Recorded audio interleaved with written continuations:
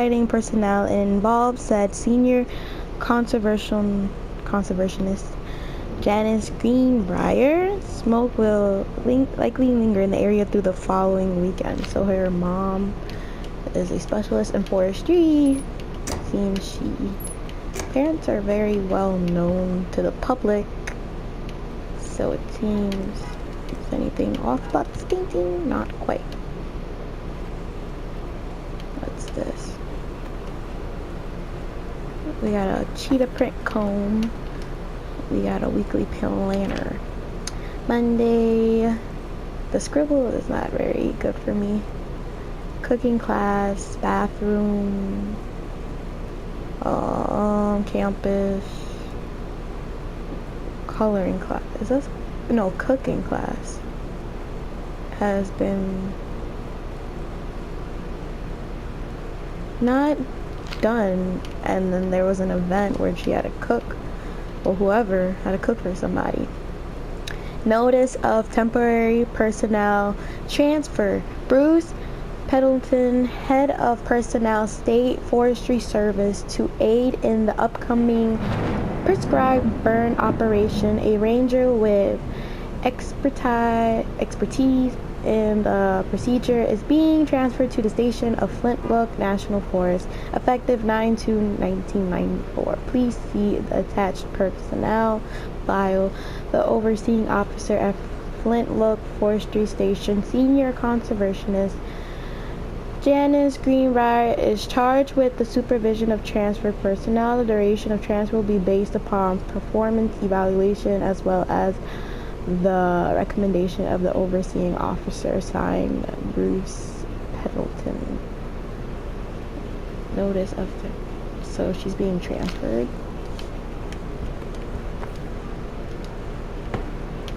So it seems. Oh, is there a lamp around here? Or is there a light switch?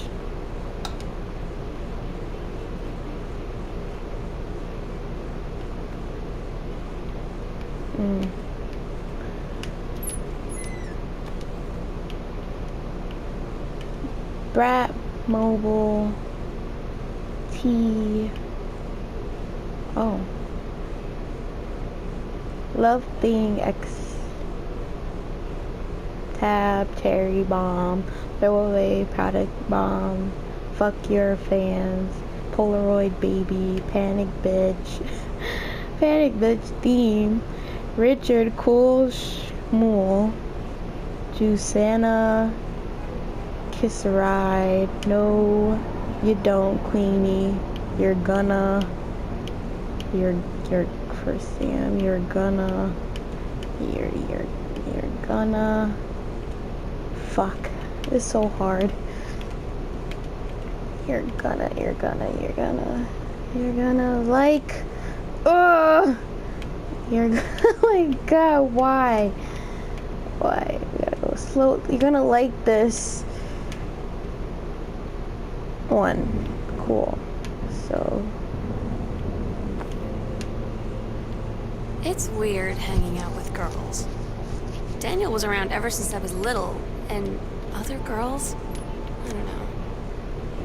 But being around Lonnie is like instantly just right. I gave her the grand Psycho House tour and took my revenge on Super Nintendo. And it was like, I don't know, I finally found someone I feel normal around. I drove her home and she gave me this tape and said, "You have got to listen to this." I haven't stopped playing it since.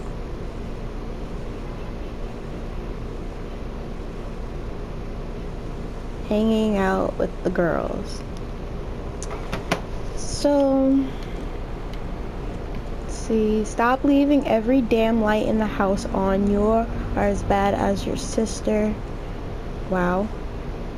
Daniel called again. He wants his name, his Nintendo game back. Daniel called. To whom it may concern, I, Samantha Greenbrier, am 17 years old and and am therefore an independent, fully functional human being. The fact that you still forbid me from going into the city on my own is frankly absurd. Compare with Katie, who is the only 3 years older than me, and yet you allow her to go all the way across an ocean to another continent on her own. I just want to spend an evening in a normal, totally safe city on my own like a human being. And since you may also remember that I have my own car now, you can't really stop me. Warmest regards, your daughter Samantha. So Samantha is feeling left out on the fun side of life because her parents are keeping her indoors, not letting her travel. She's like freaking 17, and you don't let her go into a city, but you let her sister do it. Sam, I think the creative writing track would be perfect for you. Miss Summer Pre-College Program. English creative writing. 3 students from each track will be offered a full scholarship for the first year at Reed. That's nice. So Sam got dishes still in. She's a girl, you know. She has her nail polish, cups, her little erasers. And what does this pin say? We got Misfits.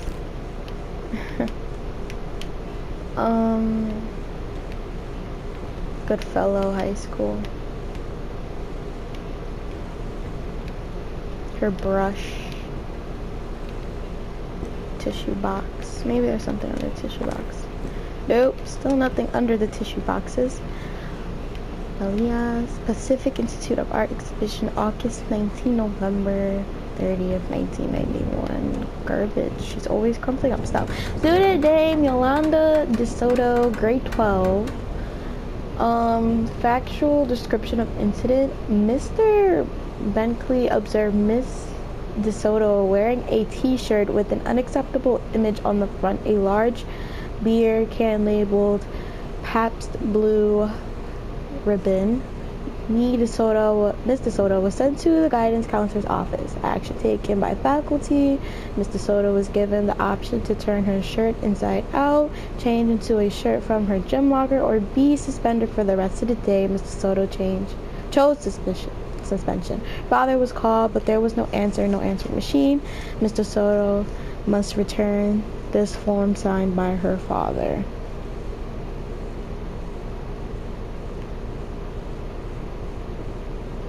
So, Yolanda DeSoto, good fellow.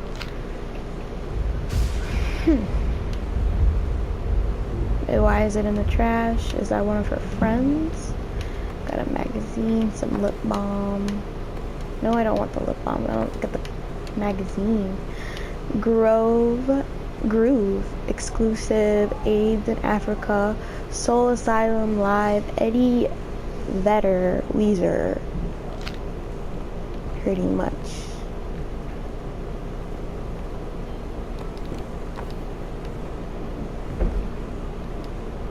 Groove.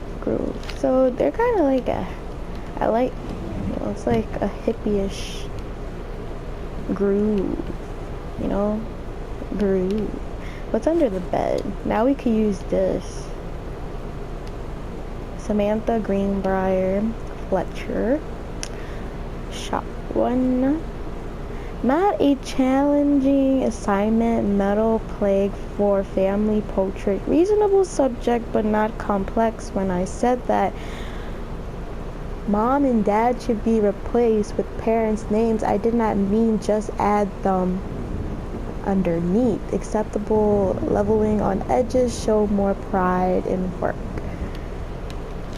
Well, maybe she feels like she doesn't have parents. Maybe she feels like she's living with roommates. The Brother 150, of course, in Verity's school. Here is the exciting new Brother 150. This is the one me and my dad are building. Wanna go for a ride when it's done? Who sent you this card? Can I look around it? Nope, I cannot. Some pens. I think we get up now. There's a locker. Oh, we gotta find a code. Okay, great. Sonic boom.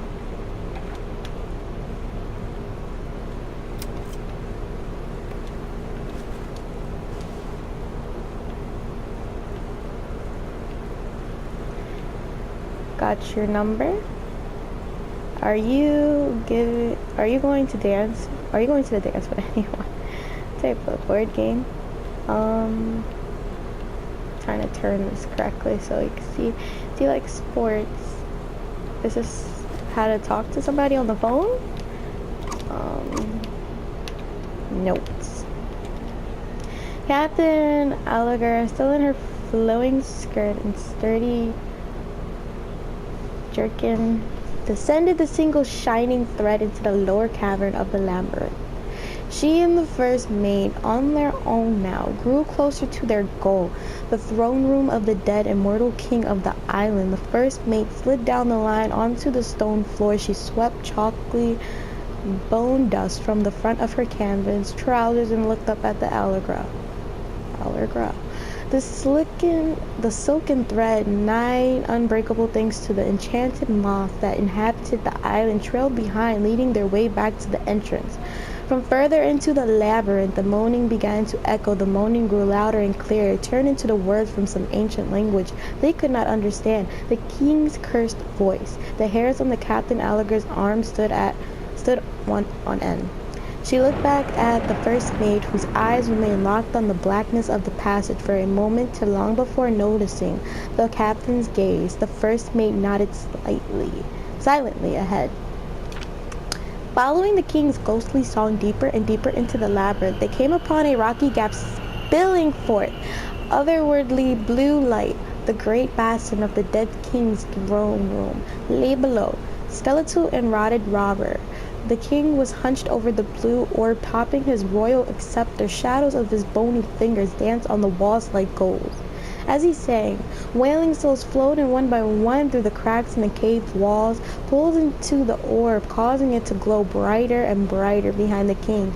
A long staircase hewn from rock led down into the chamber from a passage at the top.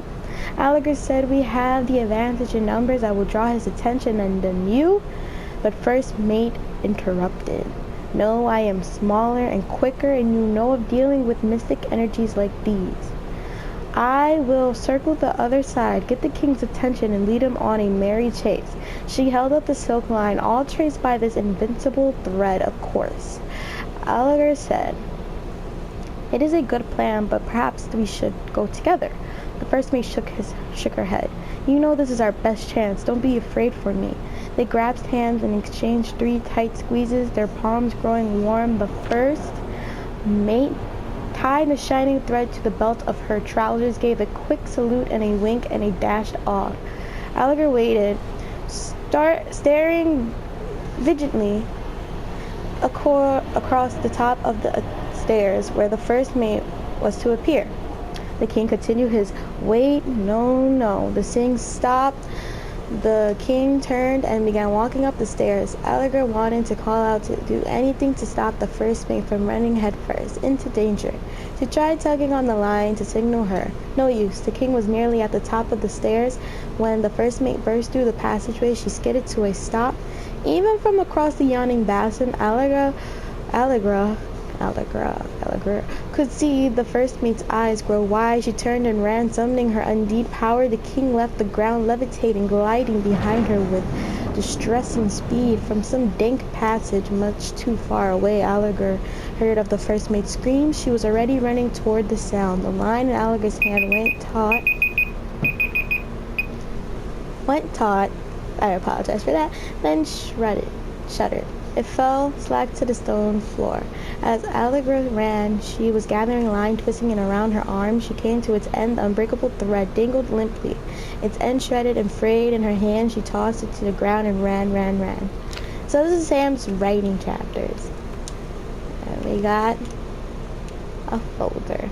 So you guys, This is the end of part 3 of Gone Home, and I will be back with another episode for you guys, episode 4. Thanks for watching. This is Noonie TW out.